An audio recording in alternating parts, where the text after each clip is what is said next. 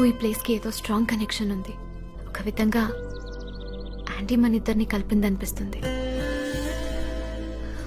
చే, నాకు నువ్వు మీ ఫ్యామిలీ బాగా నచ్చారు.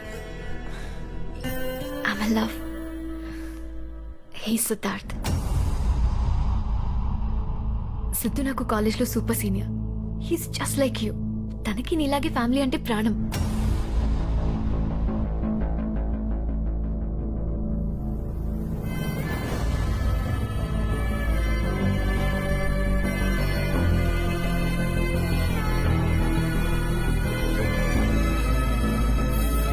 I'm so happy for you Meera.